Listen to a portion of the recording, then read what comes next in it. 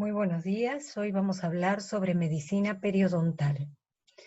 Medicina periodontal es el nombre que surgió en periodoncia fuertemente en los años 90 para establecer la posible relación existente entre algunas patologías con la enfermedad periodontal, considerando en este caso la enfermedad periodontal como un factor de riesgo sistémico. Veamos algunos hechos históricos y entenderemos que en realidad esta relación no es algo nuevo.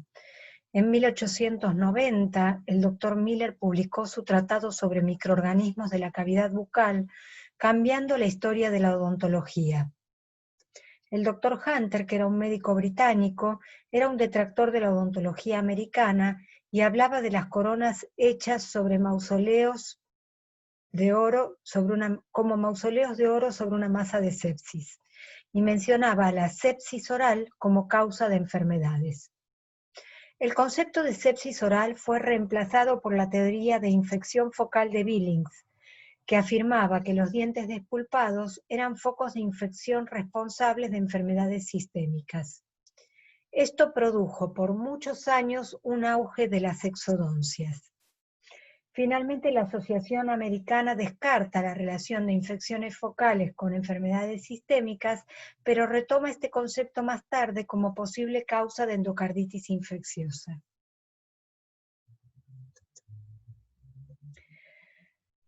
Repasemos los siguientes términos. Hablamos de prevalencia cuando hay presencia de enfermedad en la población, a diferencia de la incidencia que describe la aparición nueva de enfermedad.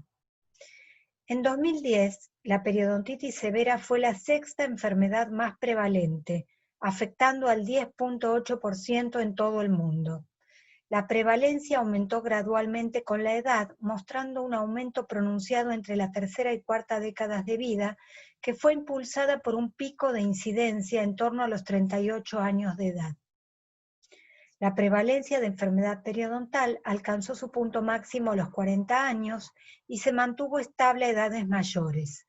Aunque se desarrollaron nuevos casos de enfermedad periodontal, la incidencia fue baja y bastante constante en las edades mayores.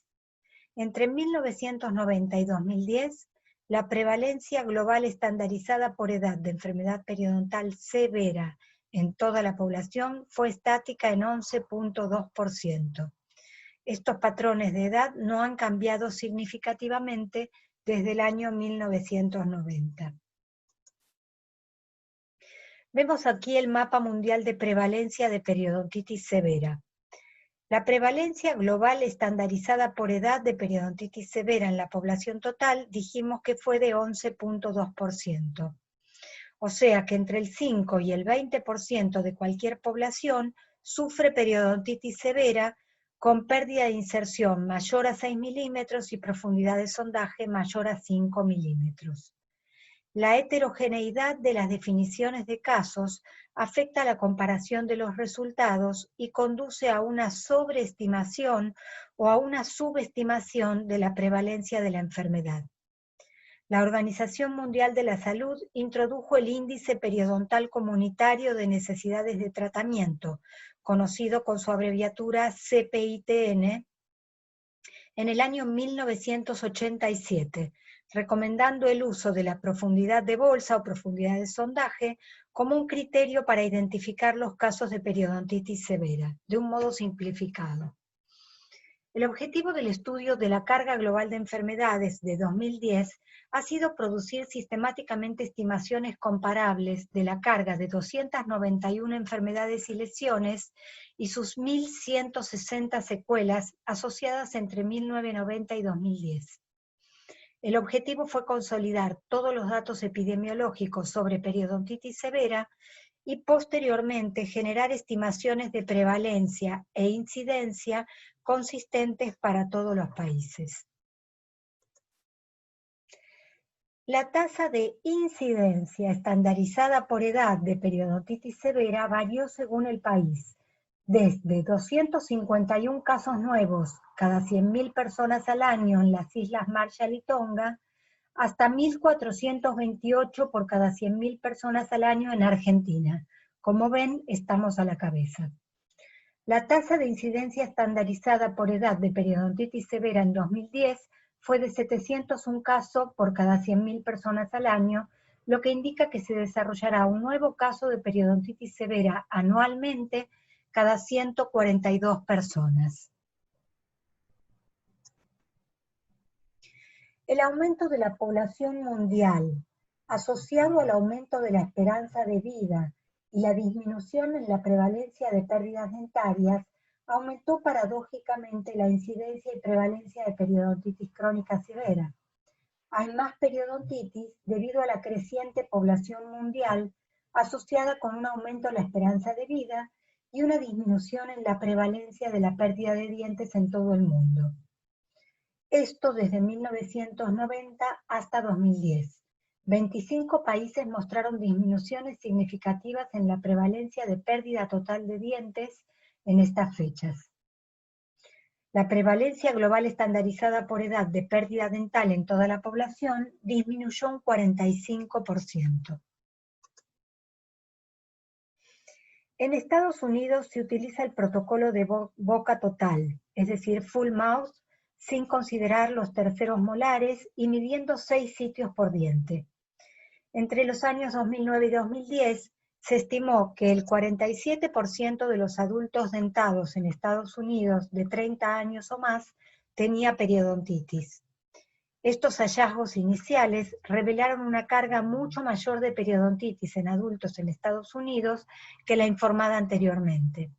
En cuanto a la periodontitis severa, un 8,5% es congruente con los datos mundiales encontrados en el año 2010.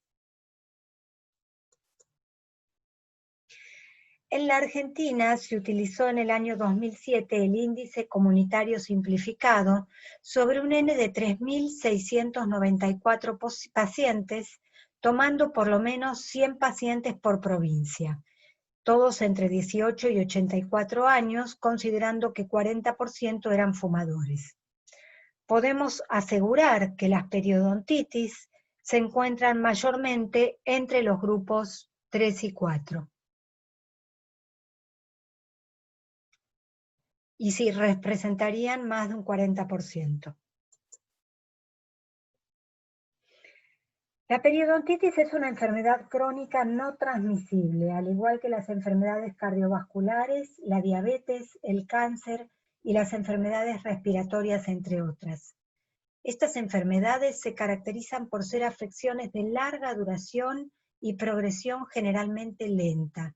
Son responsables de más del 60% del total de muertes en el mundo según la OMS, y el 80% de las muertes por enfermedades crónicas no transmisibles se concentran en países de ingresos bajos y medios.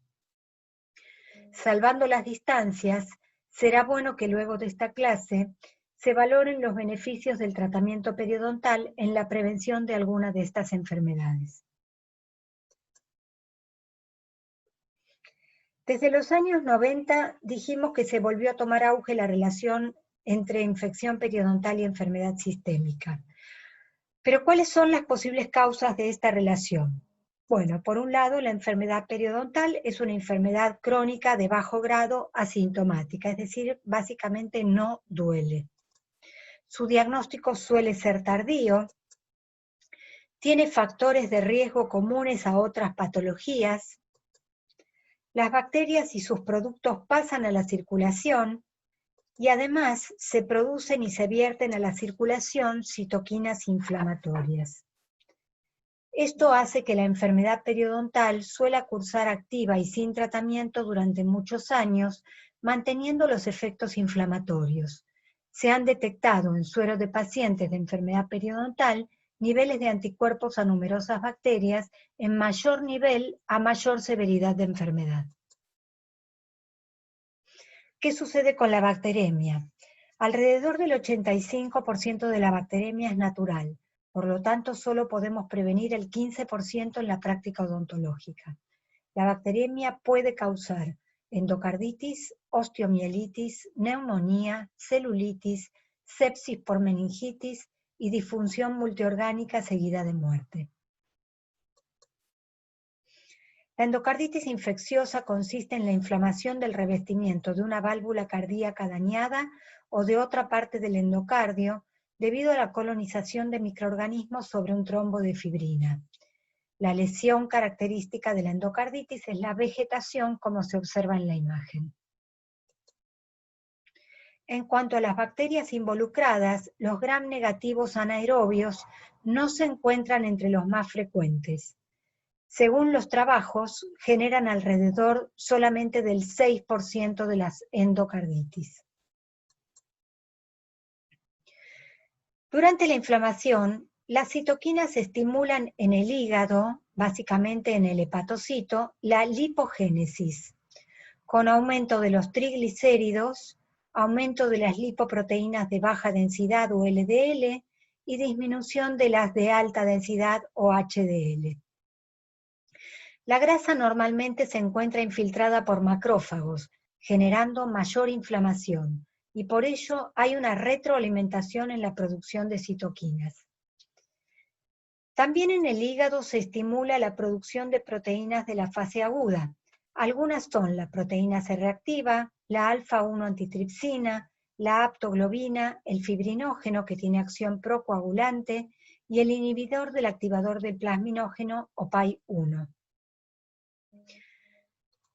La proteína C reactiva cumple varias funciones. Activa la cascada del complemento, también opsoniza bacterias, regula la expresión de moléculas de adhesión como ICAM1 y E-selectina en el endotelio, tiene actividad procoagulante, favorece la trombosis y estimula a PAI-1 inhibiendo la fibrinolisis. Además, induce la síntesis de interleuquina 1 alfa y beta, factor de necrosis tumoral alfa e interleuquina 6, amplificando la respuesta inflamatoria. La proteína C reactiva sería un marcador inespecífico de la respuesta aguda a la infección o a la inflamación.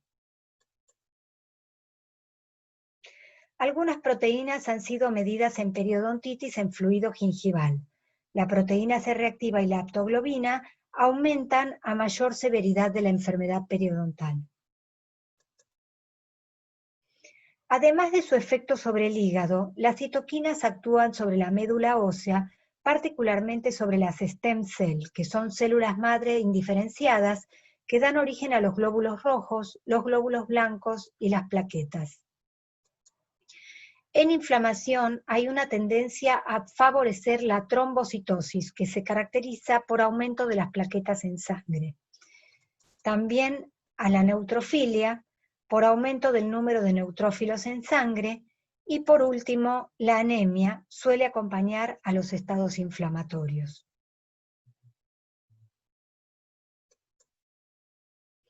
Veamos en detalle algunas patologías que se han relacionado con enfermedad periodontal. Las de mayor evidencia son enfermedades vasculares, diabetes, partos prematuros y bebés de bajo peso y enfermedades respiratorias.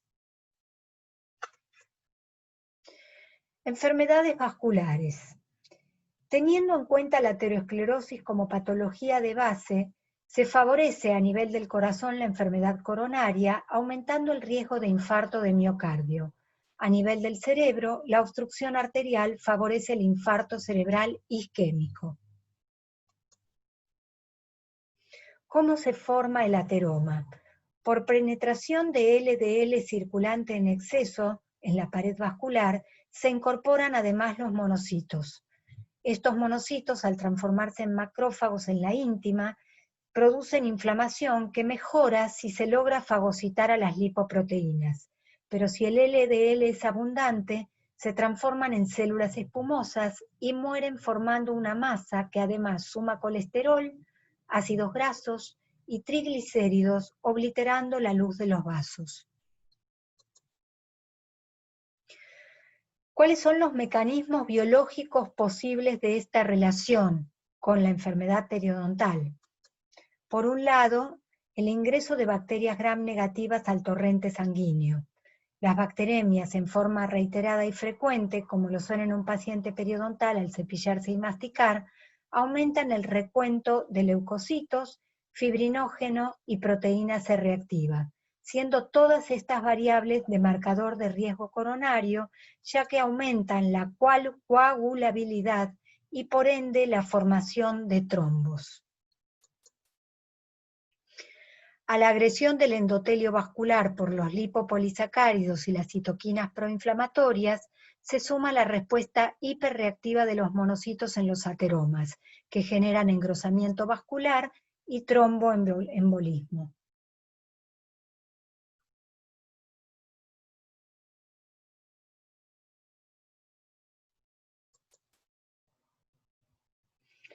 Algunos estudios evidenciaron la presencia de patógenos periodontales en ateromas. En este caso es un trabajo que estudió ateromas carotídeos, donde se encontraron presencia de ADN de AA, Porphyromonas gingivalis y Prevotella intermedia.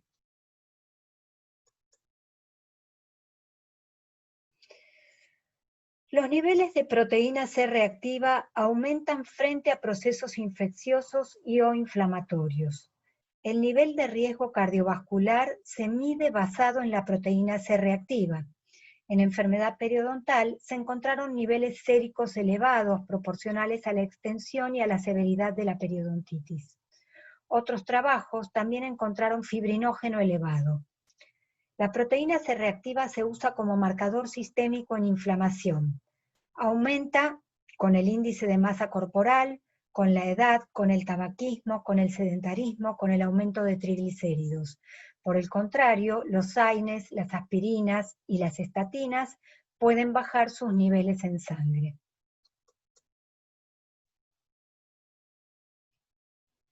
En este trabajo se estudiaron 100 pacientes, 25 sanos, 25 con enfermedad periodontal, 25 con enfermedad coronaria, y 25 que sumaban enfermedad periodontal y enfermedad coronaria.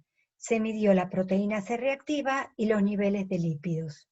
Se consideró enfermedad coronaria a aquellos que tenían obliterado el lumen coronario en más de un 50%. Con los resultados se observó que los niveles de proteína C reactiva se duplicaron en los grupos 2 y 3 y en el grupo 4 se triplicó. En cuanto a los lípidos, hubo disminución de HDL y aumento de LDL, aunque solo resultó significativa en el grupo 4, donde se sumaban ambas patologías. En otros trabajos, los niveles de proteína C reactiva se correlacionaron positivamente con la severidad de enfermedad periodontal y además los niveles descendieron post-tratamiento periodontal.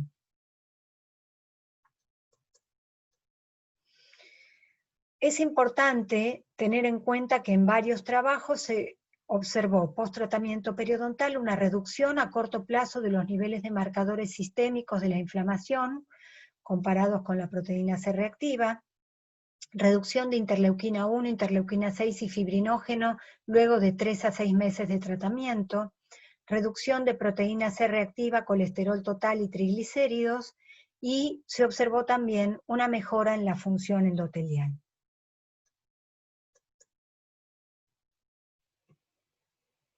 Cuando estudiamos factores de riesgo para enfermedad periodontal, vimos los efectos de la diabetes sobre la periodontitis. Pero la enfermedad periodontal tiene además un efecto adverso sobre el control de la diabetes en una relación bidireccional. La periodontitis afecta el control glucémico, incidiendo en el control metabólico de la diabetes. Los diabéticos tipo 2 con periodontitis severa empeoraron su control de glucemia y tuvieron mayores complicaciones macrovasculares y renales. Por el contrario, el tratamiento periodontal parece mejorar el control metabólico. Veamos un trabajo de la India donde se midió la hemoglobina glicosilada en individuos no diabéticos, todos entre 35 y 65 años y no fumadores. Aquellos que no tenían enfermedad periodontal no tenían sangrado ni pérdida de inserción, y los que tenían enfermedad periodontal se consideró que debían tener una pérdida de inserción mayor a 3 milímetros y bolsas mayor a 5 milímetros en 5 o más dientes. Se hicieron mediciones de hemoglobina glicosilada pre y post-terapia básica. Vemos los resultados iniciales y post-terapia básica a los 3 meses. Según la Asociación Dental Americana, la hemoglobina glicosilada entre 5.7 y 6.4 indica estado de prediabetes. Por lo tanto, en este trabajo, el grupo B tendría prediabetes como valores iniciales. En el grupo de periodontitis, no se logró la total eliminación de bolsas post-tratamiento, lo cual explicaría que la hemoglobina glicosilada se reduce, pero no llega a igualar a los pacientes sanos. Aquí se evaluaron individuos sanos con periodontitis, con diabetes y con ambas patologías, con el objetivo de examinar la asociación entre diabetes, periodontitis y el control glucémico. La presencia de diabetes autorreconocida por los pacientes, como por sí o por no se correlacionó con la periodontitis, pero sí, con el control glucémico. El control glucémico resultó predictor de tener periodontitis con un odds, es decir, una probabilidad del 18% por cada punto de hemoglobina glicosilada aumentada.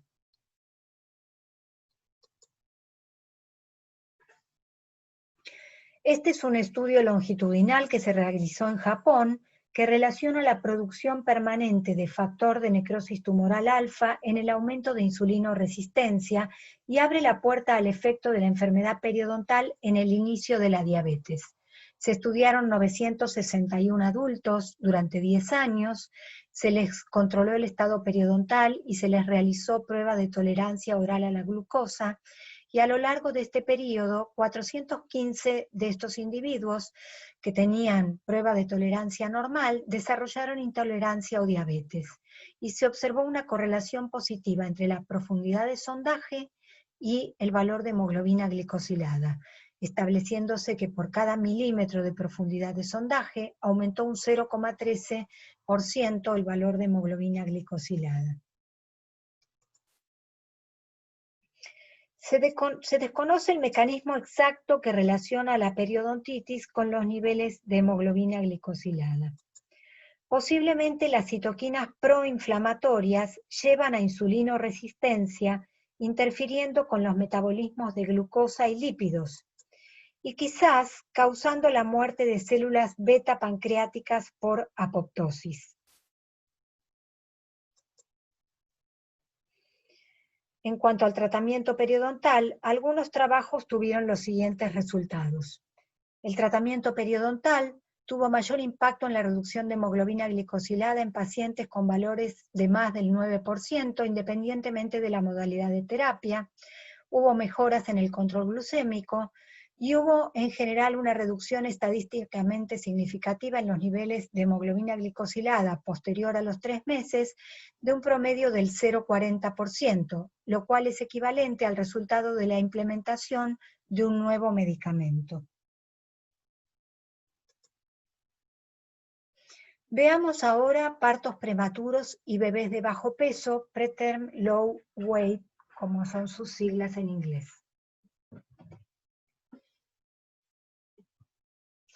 Bien, debemos considerar, cuando hablamos de partos prematuros, que el periodo de gestación normal es de 40 semanas y se considera pretérmino a los periodos menores a 37 semanas de gestación.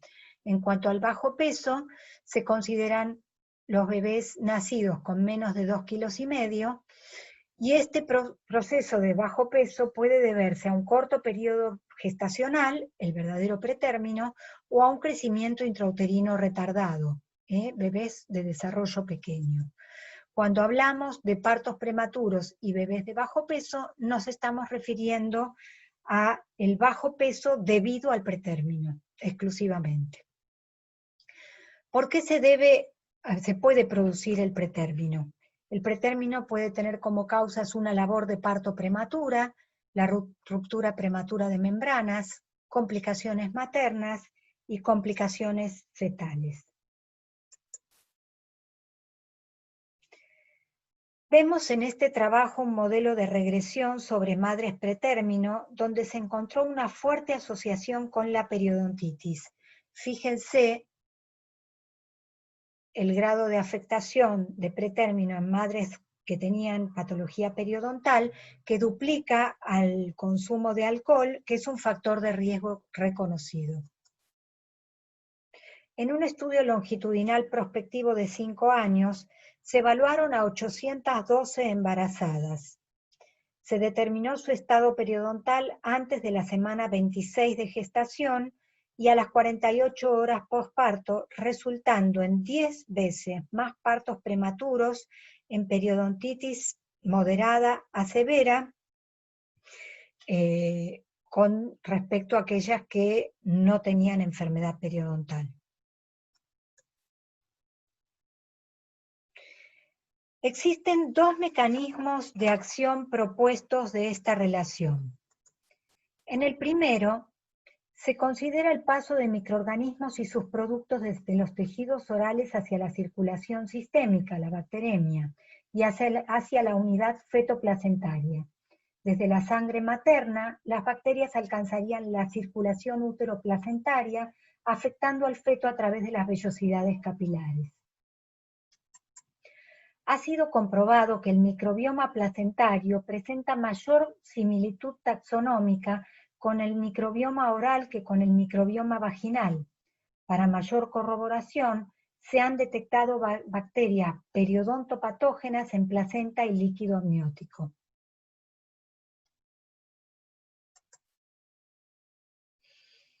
En el segundo mecanismo propuesto, la inflamación sistémica producida por la periodontitis podría estimular la liberación de mediadores de inflamación en los tejidos placentarios, fundamentalmente de prostaglandina E2, que desempeña un papel importante en la fisiología del parto, al estimular la dinámica uterina a través de la ruptura de membranas y la contracción de músculo liso.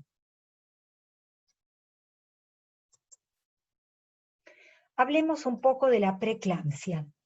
La preeclampsia es un síndrome multisistémico específico de la gestación humana que se desarrolla a consecuencia de la disfunción endotelial sistémica, manifestándose a partir de la semana 20 de gestación como hipertensión arterial y proteinuria. Se estima que afecta entre un 2 y un 5% de los embarazos en nuestro medio, pero en presencia de determinados factores de riesgo, como son el antecedente de una preeclampsia previa, hipertensión arterial crónica, diabetes o gestación múltiple, la posibilidad se eleva a un 10 y hasta un 25%. A pesar de los avances de los últimos años en medicina perinatal, continúa siendo una de las principales causas de mortalidad y morbilidad materna a nivel mundial. La preeclampsia es también una importante causa de morbimortalidad perinatal como consecuencia de su asociación con el desprendimiento de placenta, el crecimiento intrauterino restringido y el parto prematuro. Estudios recientes han relacionado a la periodontitis como factor de riesgo de preeclampsia, basándose que en la inflamación sistémica se produce, que la inflamación sistémica que produce libera elevados niveles de proteína C reactiva, citoquinas y prostaglandina E2, que podrían ocasionar cambios fisiopatológicos en la circulación útero-placentaria y dar lugar a una insuficiencia e isquemia placentaria.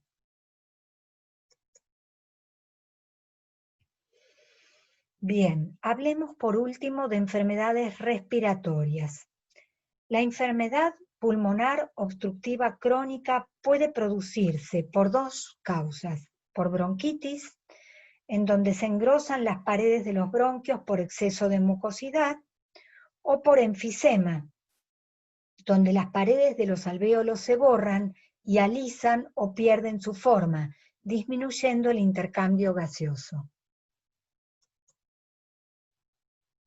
Los mecanismos posibles de relación son que las bacterias gram negativas de la orofaringe serían un reservorio para colonizar el epitelio respiratorio. Los patógenos pueden liberarse desde la biopelícula en las secreciones y ser aspirados en el tracto respiratorio. Además, Citoquinas y enzimas también pueden ser aspirados generando inflamación local que puede preceder a la colonización bacteriana. Y por último, hay que considerar la presencia de factores de riesgo comunes como el cigarrillo y la diabetes. Si bien todavía no hay estudios concluyentes, se realizaron estudios de intervención a través de protocolos de decontaminación oral en los cuales se reducía la microbiota en pacientes internados y se redujo de este modo la incidencia de neumonías.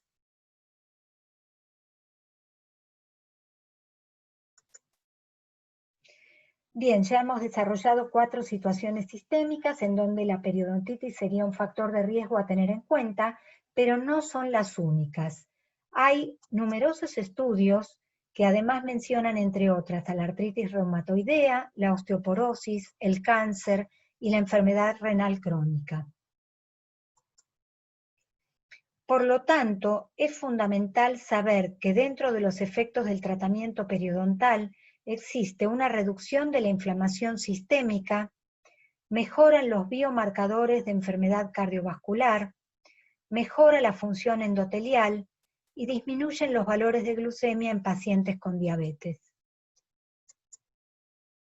La enfermedad periodontal puede considerarse entonces un factor de riesgo para otras condiciones sistémicas y siendo un factor modificable, se justifica su prevención y su tratamiento como parte de un programa de salud general. Muchas gracias.